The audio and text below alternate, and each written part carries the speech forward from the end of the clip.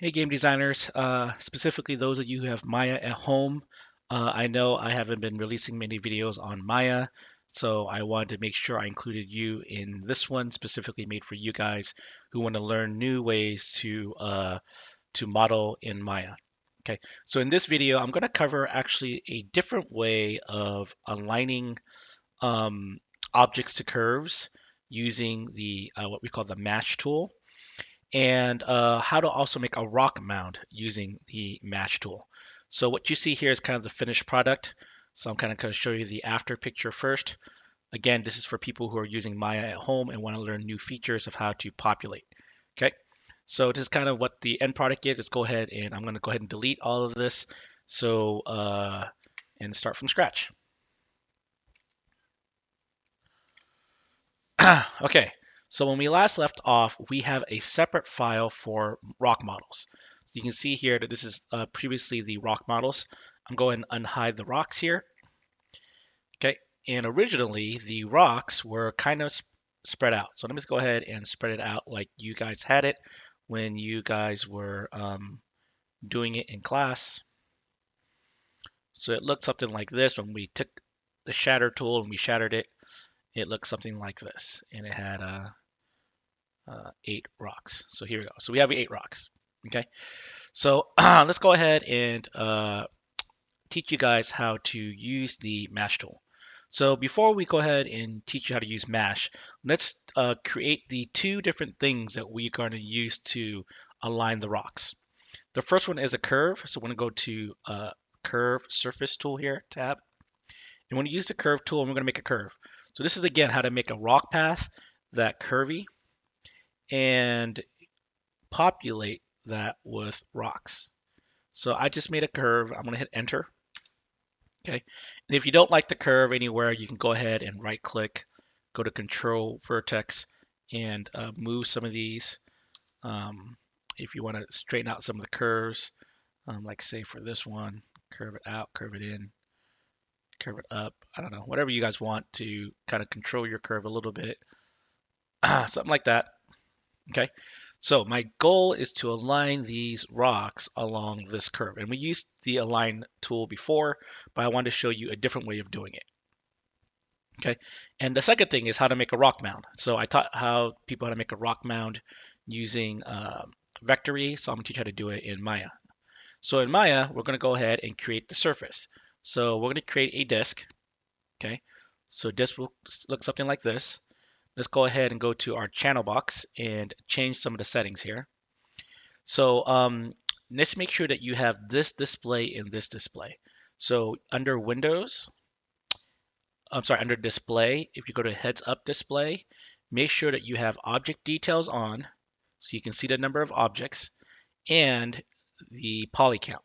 So we have the object details and poly count on. These will be these 2 interfaces. And this is kind of important because this kind of helps us when we create this default disk, this primitive. It shows us that this thing has 48 faces.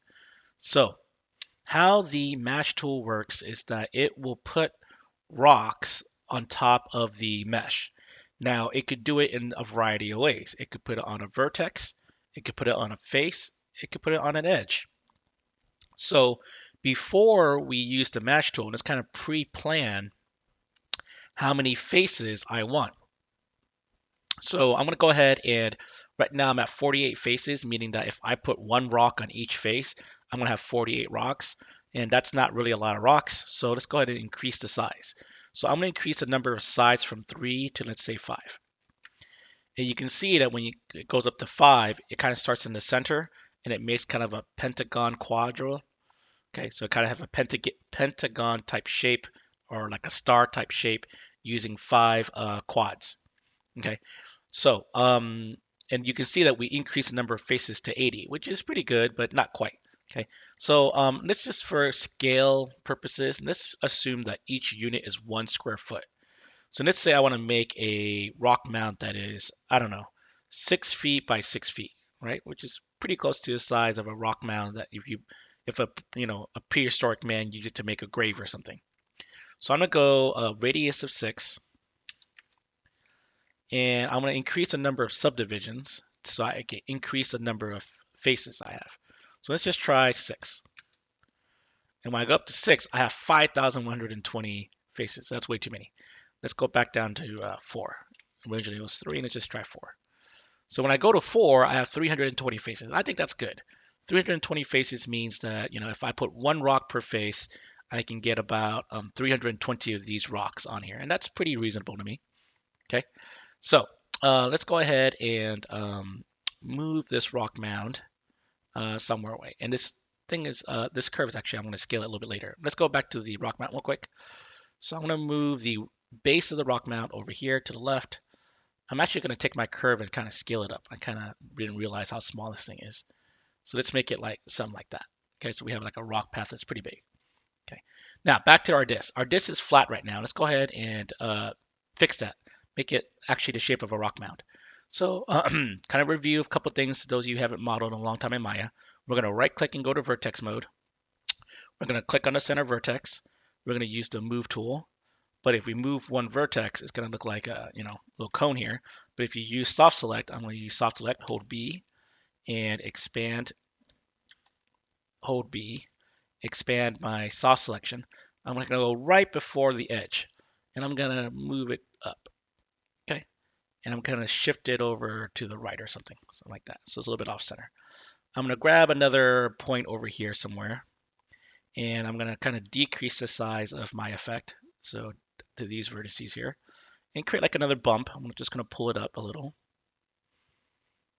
So if you kind of look over here, I use F to frame. Okay, I got this little rock mount going right here. And I'm actually going to create like a little dip. So I'm going to kind of go somewhere right here. And I'm going to kind of pull it down and create like a little dip. Okay. And maybe I'll come over here and pull it a little bit up. Let me use my soft select, decrease it a little bit. Kind of create like a little bit of a, there we go. So here's my rock mound. So this is kind of like where I want all my rocks to lie on top of. Now I'll show you guys a couple ways to make it really small and really detailed to make it fit the mount a little bit better, or make it large to kind of lower the number of polygons that we're dealing with here. Okay, so we finish our disk or our rock mound, kind of our template for it, and we got a curve that we are going to put these rocks on top of. So before we teach you how to use mesh, a couple things you want to do. Usually mesh is used with one object, but I want to be a little bit complicated here and actually use all 8 rocks to be part of the mesh. So we're going to have to do a little bit of cleaning up. So what I'm going to do is I'm going to click on all 8 shards. I'm going to go to click here, shift left click to select all of them. And I'm going to go to modify and what we call match transformation. Match all transformations. So what's going to happen is that the one that I last clicked on is going to merge all of the rocks into one same location. I'm going to center their pivot, okay? And I'm going to use the snap to grid tool and kind of snap it to the origin, okay? So I'm going to kind of hit F to frame it here. That's in the origin. Frame it here. That's in the origin. So it looks like I'm good, okay? So I got all the rocks here. I'm going to reset all these transformations. I'm going to center all the pivots. I'm going to clear all the history. So this is kind of like the pre-cleanup to make sure that my mash will work. Okay. So mash is a tool known as a iterator. So basically, mashes are things that duplicate other objects, but they duplicate them in a series of effects. So let's go ahead and create a mash. So how do you create a mash? It's under the match toolbar right here. And you're going to click this very first button, and it'll say create mesh network. So let's go ahead and create a mesh network with the rocks that we have here. So these rocks are about 2 feet by 2 feet.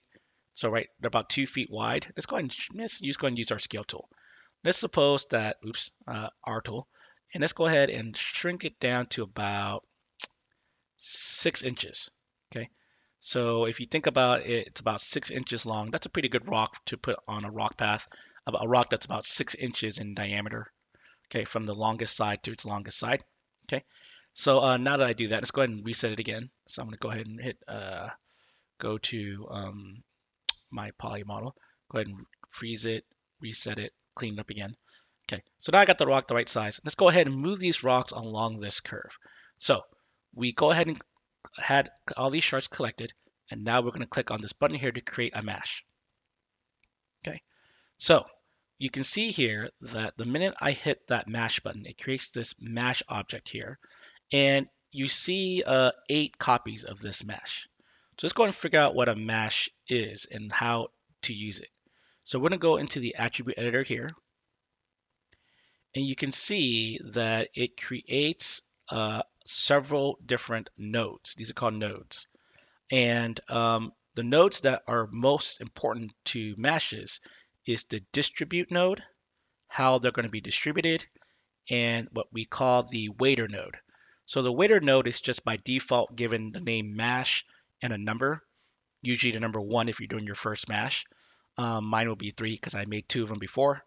Okay, so the distribute node and the waiter node, these 2 nodes control how the mesh will operate.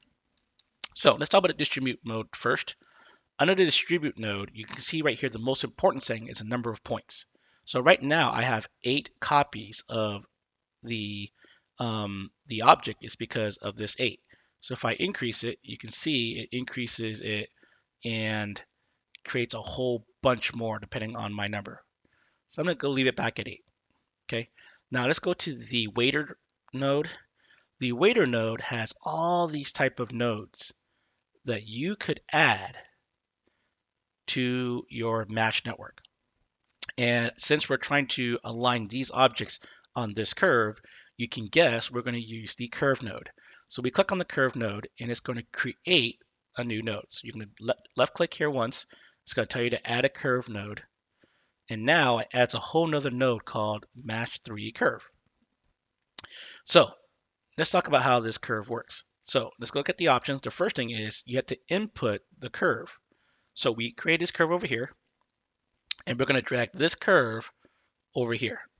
So we're going to use the mouse wheel middle click and drag, hold on to it, and let it go. And now you can see that the rocks, okay, the mesh, if I hit frame here, is kind of sort of aligning with the line that we created, but not quite. Okay, so let's talk about how we're going to do that. So the first thing we're going to do is we're going to go to the actual curve node to change some of the curve settings. So right here we have Mesh 3 curve, and the most important one is the number of steps. So right now it's only using 10% of the step. So I'm going to increase this. Actually, let's go ahead and do it. I'm going to increase this to 1, meaning that however long the curve is, the rocks are going to position along it. Okay. Now I'm going to go back to the distributive curve. So I'm going to go back to the distribute curve here. And I'm actually going to change the way it's distributed. Right now it looks more like a line than actually using the curve. And we're going to need to change this to initial state.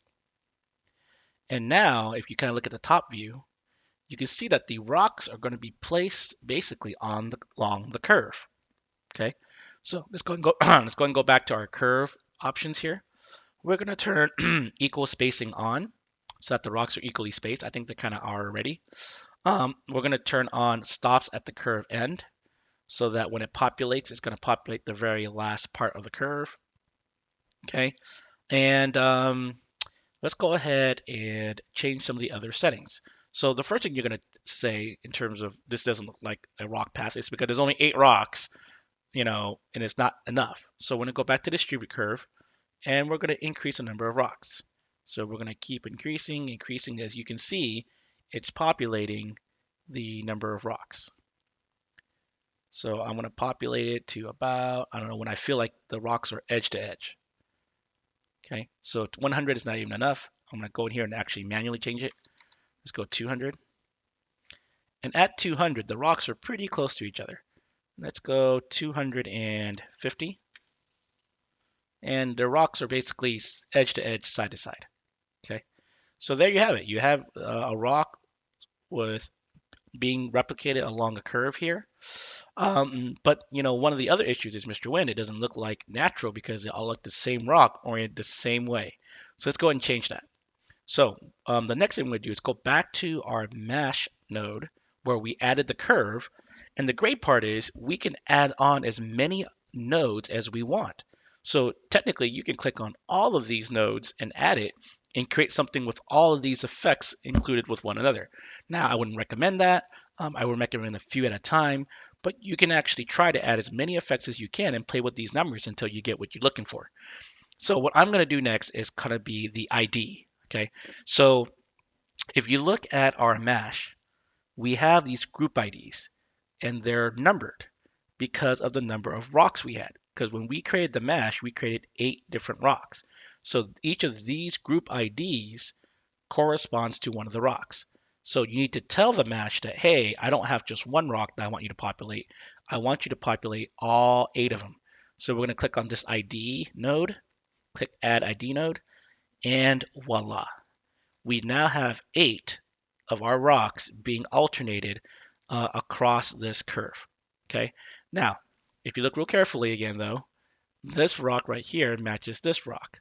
This rock right here matches this rock. You can see because they're now oriented the same. They all have the same orientation. So, as you would suspect, we're going to go back to our mash curve. I'm sorry, our mash 3, and we're going to add a couple effects. So the next thing we're going to add is a randomizer. Okay, so we're going to click on um, random, and we're going to able to add a random node. So a random node, the minute I clicked on it, started, randomly putting all these rocks kind of all over the place. So, and that's not going to make it look real like a rock path.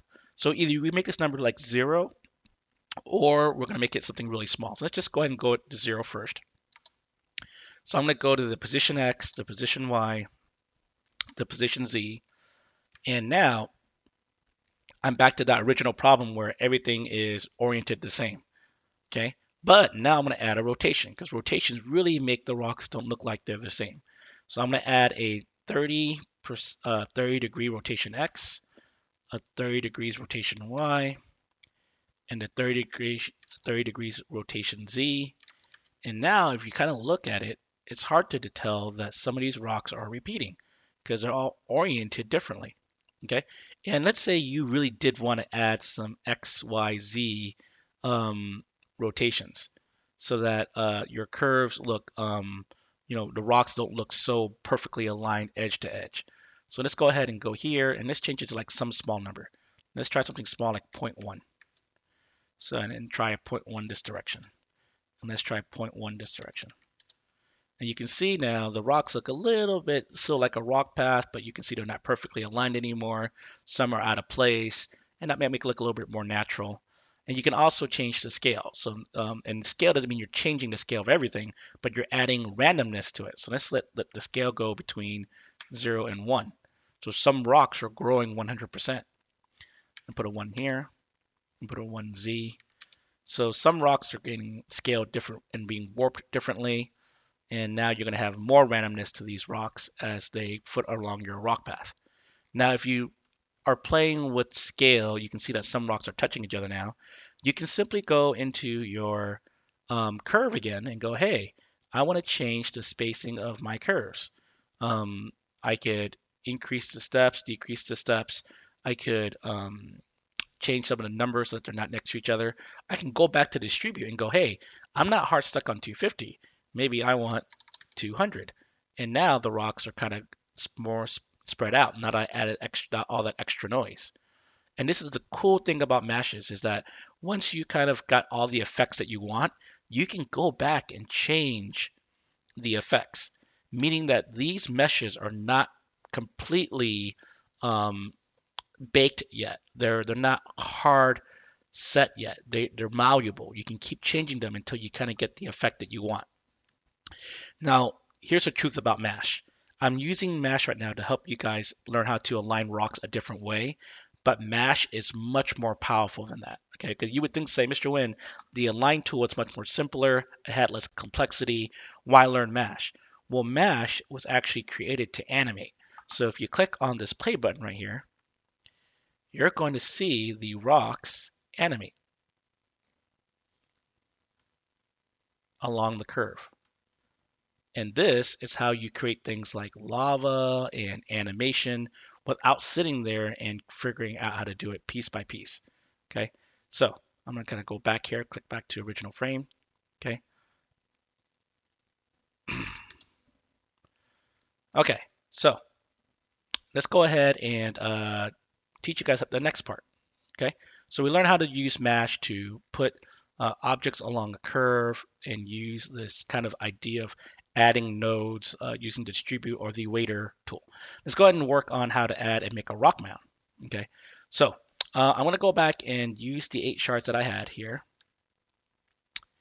And I'm actually going to duplicate it because right now these shards, they were hidden because I used them to create this mesh. So if I actually change anything about these shards, it actually changes the size of these. So let's give me an example. Let's say I scaled it up. Let's say I unhid the rocks and I decide to scale it up.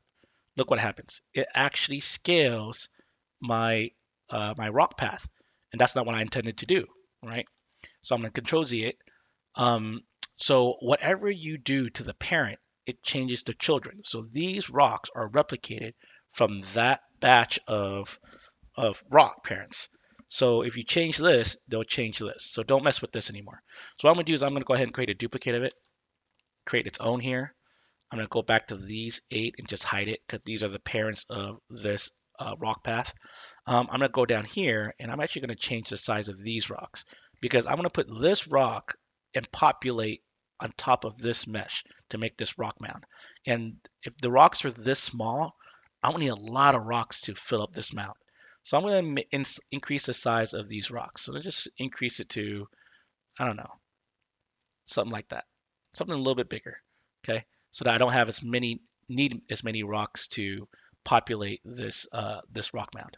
Okay, so again, once again we do our cleanup, let's go to our poly model and kind of clean it up. Make sure we freeze our transformations, we center the pivot, we clear out any history, and now we're ready to make a mesh. I'm gonna go to mesh. I'm gonna click on this tool right here to create the mesh. Again, it creates a mesh for repo mesh.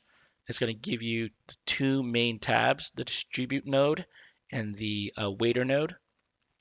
So again, it creates 8 random rocks. We'll come back to this later.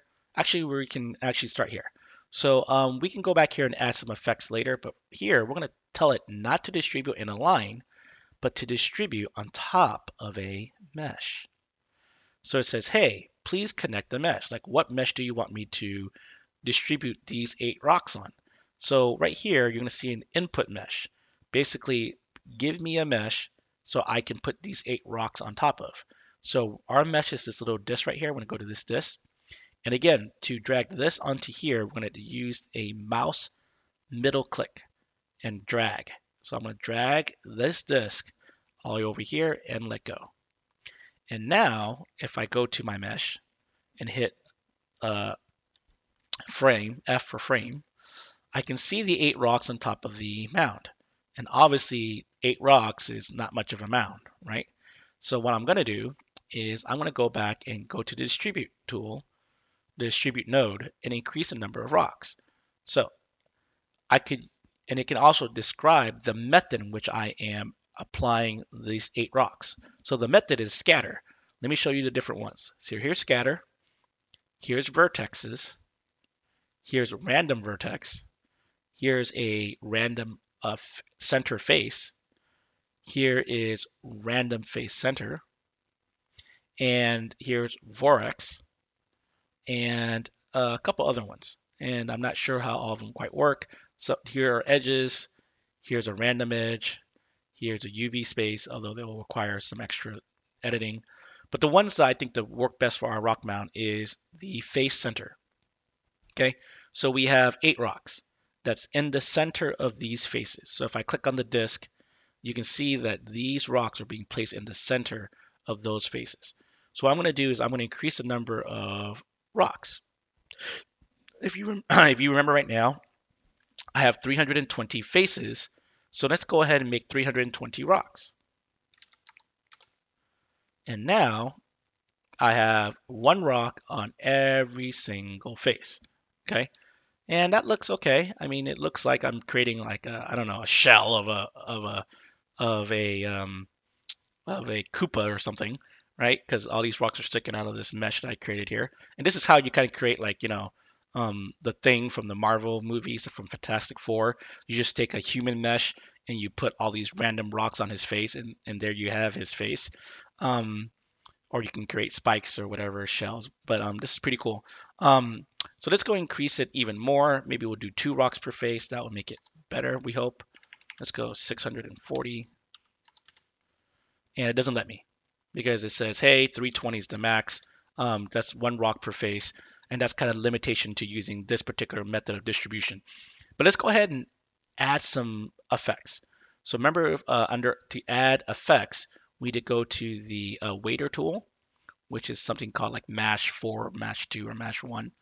And we're gonna we're gonna add a couple tools. So remember that I use 8 rocks, and right now it's only using 1 rock. Go ahead and add ID, and now we have all 8 rocks being used. Let's go and add random, and let's go ahead and change some of the random numbers here. So match for random, and we kind of have it, 1, 1, 1. Let's change that back to 0, 0, 0, and let's go ahead and add some rotations. So let's go 30 degrees, 30 degrees, 30 degrees. And because our rocks are not big enough to fill up all the empty space, let's go ahead and make some of these rocks bigger or smaller. So let's go a factor of 2, a factor of 2, a factor of 2. Okay, so now all these rocks are kind of randomized shapes. Some are small, some are big. Okay, and let's go ahead and uh, actually, I'm going to take the disk that's underneath here and I'm going to hide it because this helps me see if I have enough rocks so that I don't see really big holes. Okay, you can see now that they're kind of on top of that mesh, but some of these rocks are huge. Some of these rocks are like 2 times the size. And if you don't like that, you can go ahead and change the numbers. I'm just giving you some numbers to kind of help you get started. Ultimately, this is your decision on what numbers you want to use. So I'm going to go ahead and maybe change the random size to maybe it's too big. Let's try 1.5, 1.5, and 1.5. And again, I do want to check that I have enough rocks so that there's no gaps or holes. Okay, and you can see sometimes there's a little bit of holes in certain areas, which is okay because rocks are supposed to have little gaps and holes, but maybe that's not enough. Okay, so again, I can play with the numbers, make the size a little bit bigger to cover up all the gaps and holes, but I'm actually going to show you a different way to distribute. So again, I added the randomness and I added the ID so that it uses all 8 rocks and that there's some randomness to the rotations and size of the rocks. Let's actually go ahead and change, even though I kind of did all this work. I can go back to the distribute node and go, maybe I don't like to do this whole face center thing. Maybe I want to use the voxel. And let me show you how to use voxel. So voxel does similar to what mesh center does, except it allows you to populate even more. So let me go and click on voxel. Mr. Win, voxel looks like it's sort of doing it, but it's like not very spaced out and the size and gaps is too big. Well, we had to change some of the voxel settings. So the first thing we should do is kind of max control how many maximum voxel count that we have. Right now, the default is 100,000, and I do not want 100,000 rocks to be here. So my initial maximum over here was 320. Let's just give it a maximum of 500. So I'm going to give myself a little bit more rocks um, to work with here. I'm going to give myself 500 rocks to work with. But the problem is the size of these voxel is too big. So I can change the size down. And as I change the size down, it starts to populate more like the actual shape with all less spacing. Okay, so let's go ahead and change it down to, I don't know, let's try 0.75. And 0.75 is pretty condensed. It still creates like this bubble that goes around and goes and creates the size of this rock mound. And I kind of like this already. Let's see if there's any other things we can play with. Let's try fill and shell and see how that alters anything. I don't think it did anything. Let's go to just fill only. Oh, that doesn't do anything at all. So just shell only. So shell is what it's going to be used to populate. And we can change the strength of the seed. So let's see if this changes anything. Nope, this is probably some other strength setting that hasn't do anything with voxel. But there you have it. So we had now created a rock mound that has naturally placed rocks kind of randomly over here. And the great part again is about Mash is that this thing actually can animate. Okay. So if I wanted to show you what this pile of rocks would look like if it fell to the ground, I could. So I'm not going to ask you guys to do this, but just to show you how powerful Mash is, and if you want to do more research on Mash and how it can help you animate certain things, like making a ball fall down and shatter or something like that, you can do it. So let's go ahead and show you guys something real quick. So I'm going to go ahead and click on the disk, and I'm going to use the Move tool and I'm going to move the disk. And if I move the disk, because the disk is attached to this mesh, it's going to change. It's going to move the entire the mesh up here. Even though I'm not really moving the mesh, I'm moving the disk because the disk is associated with the mesh. It's going to move the entire thing. And I'm actually going to show you guys one cool effect. I'm going to go back to my mesh here, and I'm going to go to my mesh 4, which is my waiter, and I'm going to show you dynamics. And dynamics is kind of like the big thing with mesh. It lets you show how things interact with one another. So what you see there with that little yellow pad, and I'm not again not asking you to try this, is the ground. And I can change the location of the ground, I hope, and show you guys um, how this thing will look like if this thing collided. So I'm trying to see if I can find the numbers right here. These are all traits. I think I actually had to go to the bullet over, which is the number set for this mash or this ground, and I'm gonna change it to a ground height of 0. So you can see that I have these rocks, and they're located here. Let's go ahead and see if I can move the ground, position it a little bit more to the left. So I think it's like -5, something like that. Okay, so I want to drop this pile of rocks down onto this ground, and I just want to see what it looks like. Okay, so I'm going to hit this play button right here, and it's going to kind of do it in slow motion, and it should hit the ground, and it didn't. Okay, so I messed up somewhere. Okay, let's go ahead and clean it back. Let's go back to 0 frames here. I think I have to turn on a couple settings. Let's go ahead and go back to my my mesh here and go to. And I'm kind of going off topic here, but sometimes it's just cool to show you guys new things so that you guys can play with it. Actually, I think they moved it over here. Okay, so if I go here and I go to Mesh Dynamics, I can turn on collision.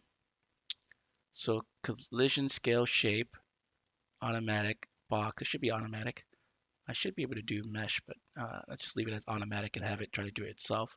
It should have mass. It should jitter. Should maximize position strength.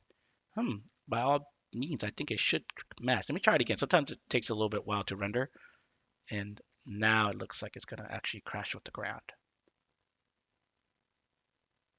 Go, crash with the ground. Yeah. So it just took a while. I didn't have to change anything. It just took a while to render. And you can see that like it's actually dynamic, right? It is calculating physics and how all these rocks would shatter if I dropped it from 6 feet or something. Okay, and you can change the friction, the rolling amount, the dampening, the bounciness of it, the mass of it, how much it jitters when it collides. There's a whole bunch of settings you can do to really do cool animations with Mash.